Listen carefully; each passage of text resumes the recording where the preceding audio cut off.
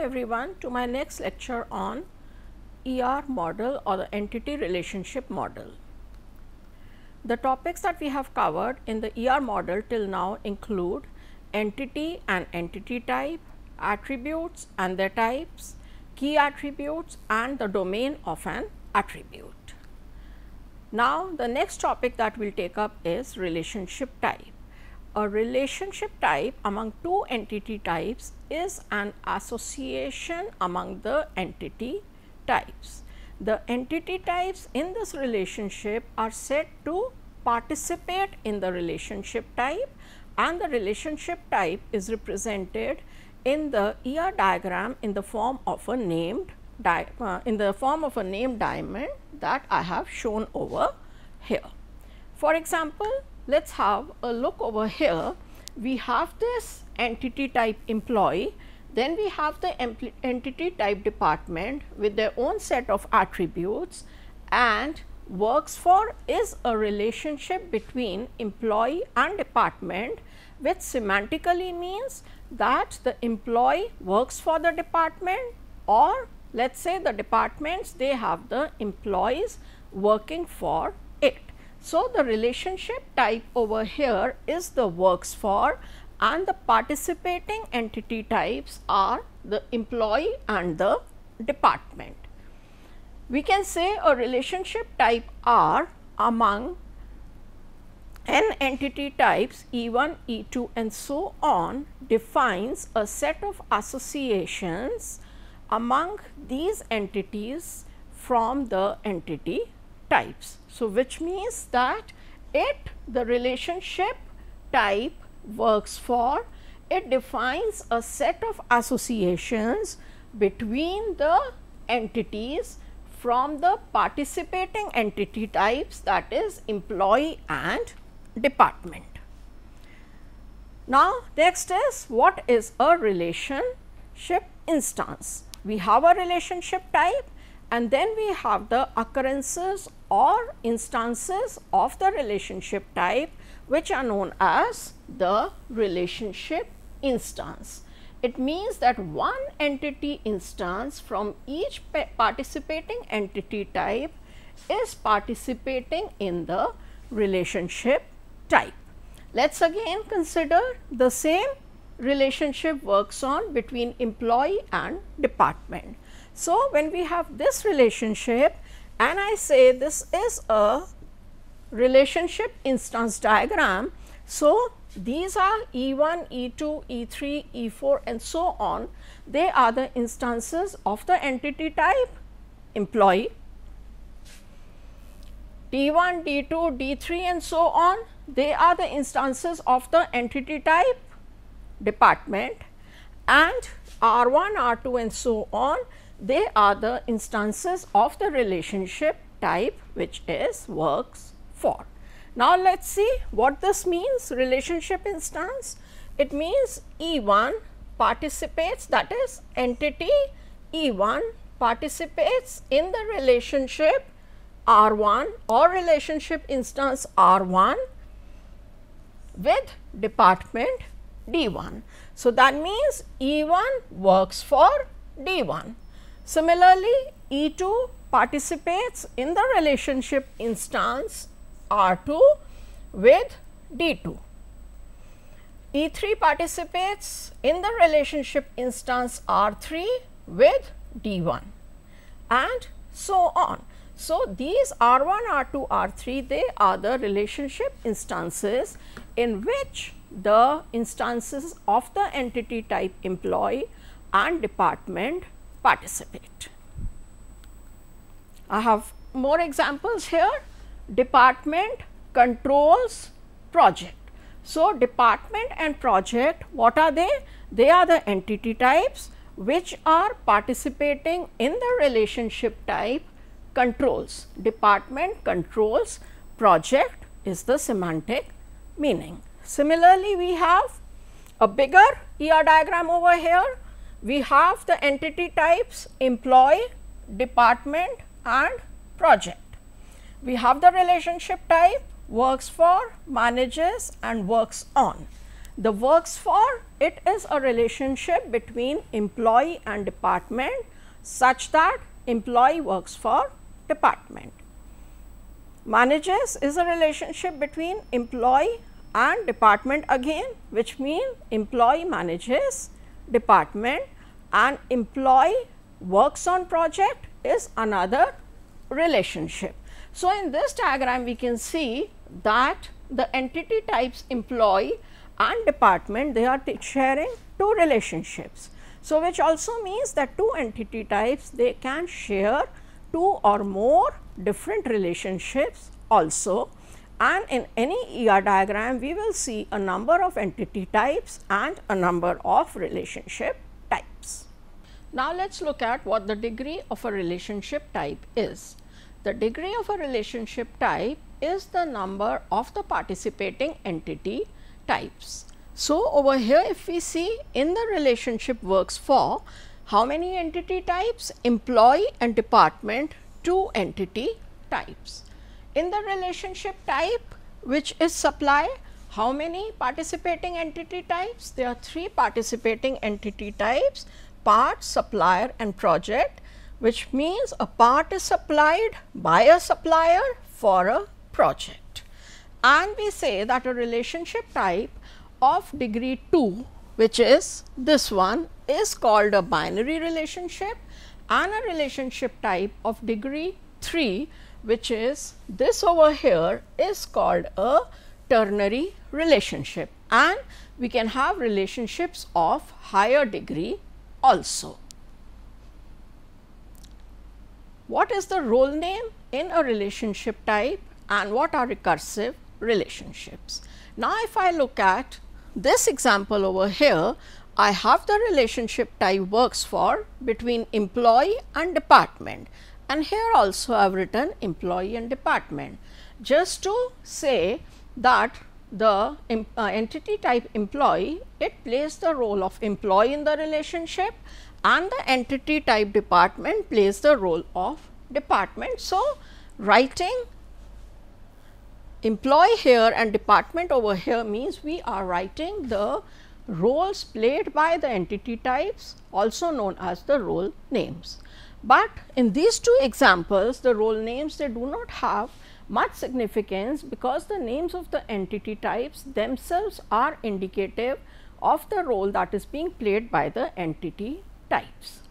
Let us look at another example over here, which is this example of the relationship supervision between employee. That means the only participating entity type over here is employee, which is participating in two roles, that of the supervisor and the supervisee, meaning that the employee can be a supervisor in the relationship, supervision can also be a supervisee, that is, an employee can supervise other employees, or the employee can be supervised by other employees.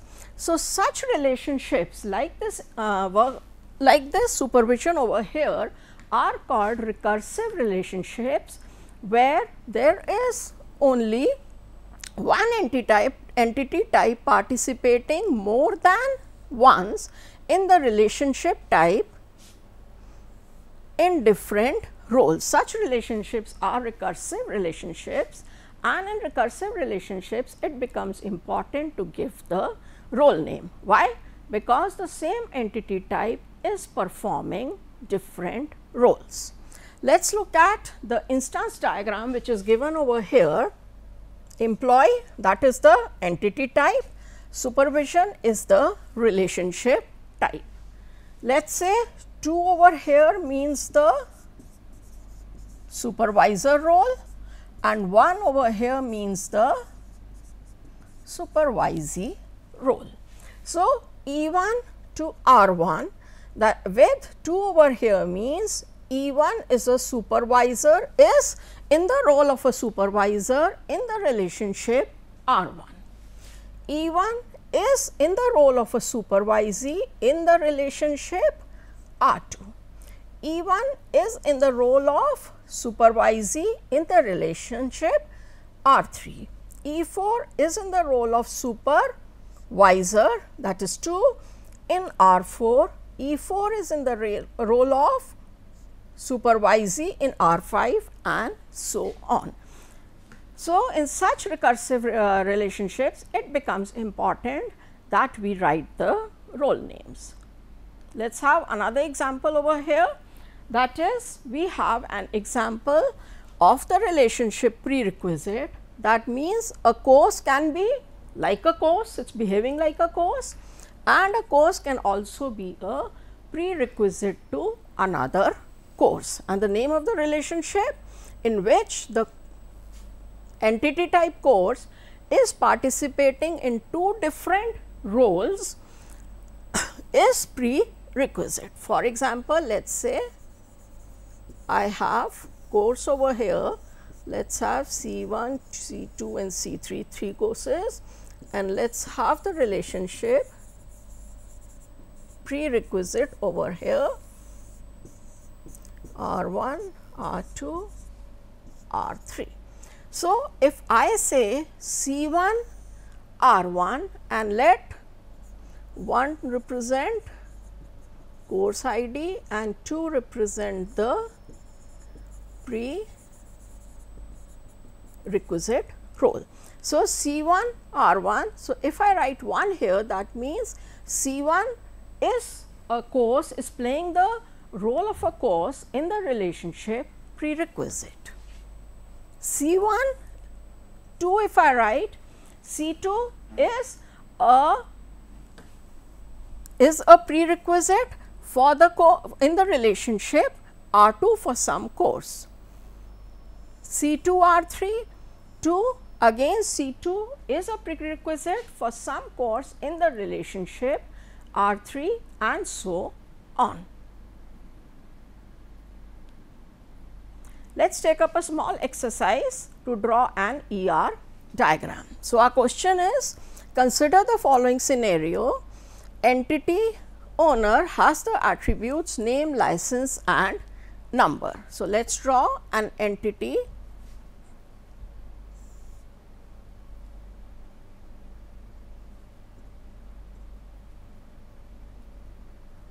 Let us draw an entity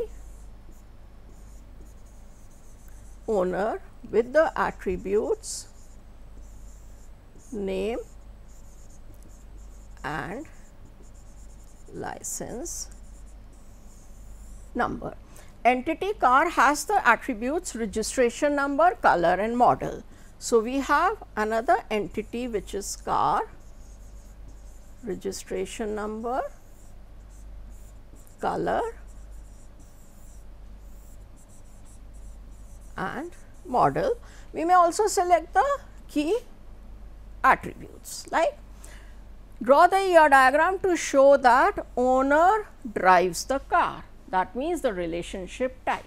Please remember, in an ER diagram, generally the entity types will be the nouns and the relationship types will be the verbs, that is doing some work. So, owner drives the car, this is the relationship that we have, drives over here, right. Extend the above ER diagram to show that the car is serviced by the service station. So, car is serviced by a service station, and the attributes of the service station are SID, S name and location. So, SID, let us make it the key, S name and S location. So, given a scenario or a set of statements, we can draw the ER diagram like this. This is another question which you can attempt on your own. College has students, attributes, roll number and name, faculty, attributes given and library and classrooms. Students study from faculty. So, students and faculty will be the entity types, study from will be the relationship type. Sit in Students sit in classrooms. So, sit in will be the relationship type. Students and faculty issue books from library. So, issue books will be the relationship. Students will share a relationship with the library and faculty will share a relationship with the library, and the relationship issues book will be different with the library for students and the faculty. Let us do it because, so we say students study from faculty.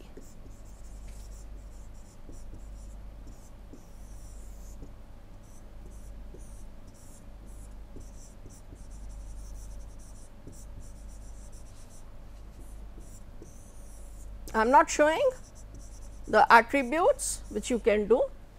Students sit in classrooms. So, students sit in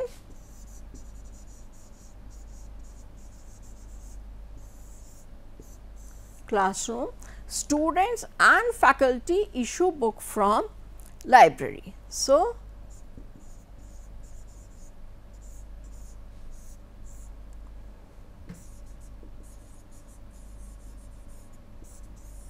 we say students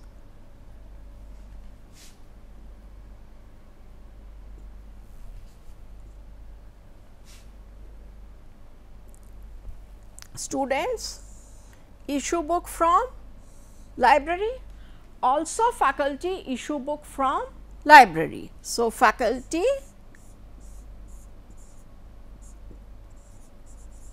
let us call it issue 1 book from library. Why I have shown two different relationship issue for student and library?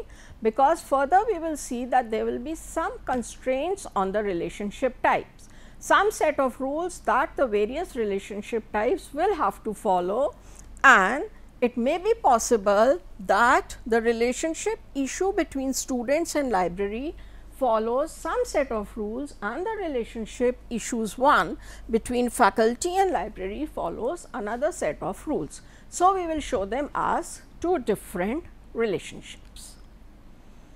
Now, constraints on the relationship types. Constraint means some rules that we will apply to the relationship types, and the two types of constraints exist which are called the cardinality ratio and the participation constraint. Let us take up cardinality ratio first. Cardinality ratio means the maximum number of relationship instances that the entity can participate in. The maximum number of relationship instances that the entity can participate in. For example, if I say employee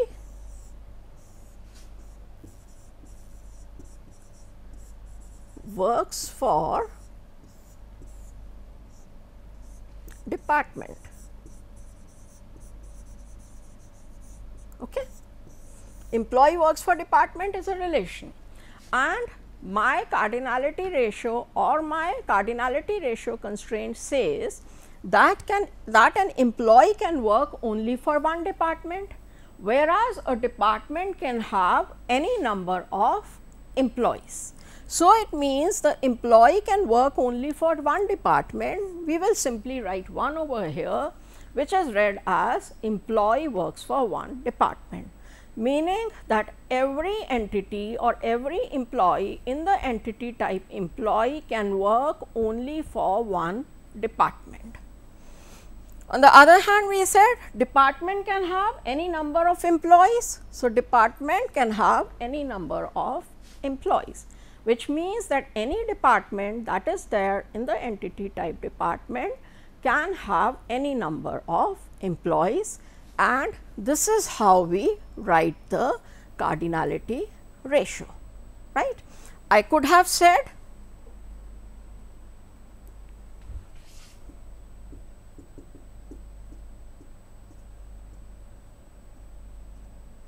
an employee manages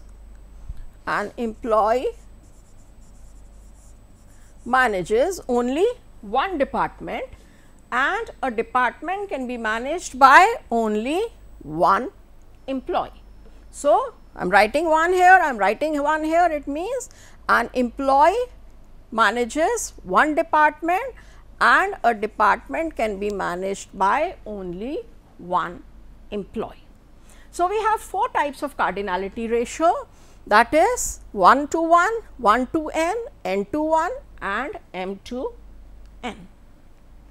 1 to 1 cardinality ratio means that an entity of the type A is associated with maximum one entity of the type B and an entity of the type B is associated with maximum one entity of the type A in the relationship type R. Okay. Let us look at this example. Employee manages department, the example I just showed you. An employee can manage only one department and the department can be managed by only one employee. This is here we have the instance diagram which shows employee E3 can manage only department D1 and department D1 is managed only by one employee which is E3. E5 manages D3, D3 is managed only by E5 and no other employee. E6 manages D2, D2 is managed only by E6 and no other employee. This is called a 1:1 cardinality ratio, that an employee can manage only one department and the department is managed only by one employee. The next type is the 1 to n cardinality ratio or 1 to many cardinality ratio, which means an entity type of the type A is associated with any number of entities of the type B and an entity of the type B is associated with maximum one entity of the type A. A is associated with any number of entities of the type B, B is associated with only one entity of the type A. The next is a many to one cardinality ratio. This is a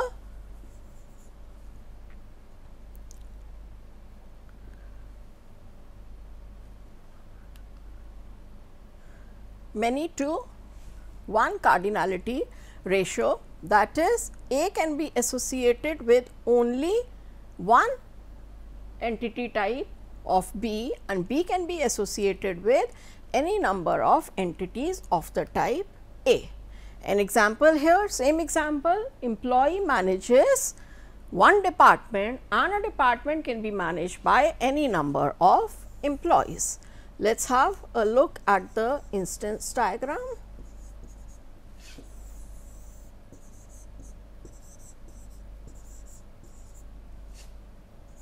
And this is the relation. So, an employee can manage only one department, E1 manages D1, E3 manages D2, but a department can be managed by any number of employees. So, that means a department can be managed by more than one employee.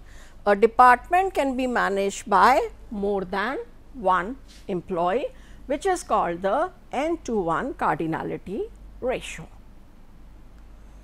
Then we have a many to many cardinality ratio, which means an entity of the type A is associated with any number of entities of the type B and an entity of the type B is associated with any number of entities of the type A. Here is an instance diagram for the ER diagram, that employee works on project. An employee can work on n projects and a project can have m number of employees working on it. An employee E2 can work on n projects. So, E2 is working on P1 through R2 and E2 is working on P4 through R3. E3 is working on P2, E3 is working on P3 and E3 is working on P4. So, an employee is working on n number of projects. Then we said a project can have m number or any number of employees. So, the project P1 has 2 employees working on it, E1 and E2. P2 is having only 1 employee working on it, P3 is having again 2 employees, that is E3 and E4, P4 is having E2 and P4 is having E3 working on it. So, which means an employee can work on any number of projects and a project can have any number of employees working on it. Let us do an example of an ER diagram. Draw an ER diagram to show the following for a banking system. A customer with attributes given can have only one account and an account can have at the most 2 account holders or customers. So, that means we have customer with customer ID, let us make it the key attribute, and name. Then we have account, account number, the key attribute and type. With the constraint, a customer can have only one account. Have is our relationship type.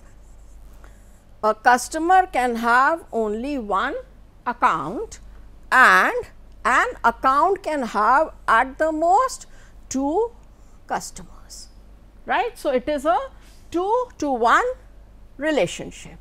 A customer can take one loan. So, customer can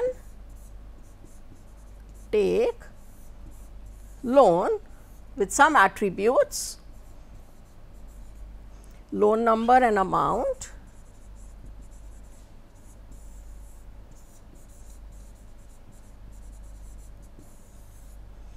and a loan can be taken only by one customer. A customer can take only one loan and a loan can be taken only by one customer. So, it is a 1-to-1 cardinality ratio.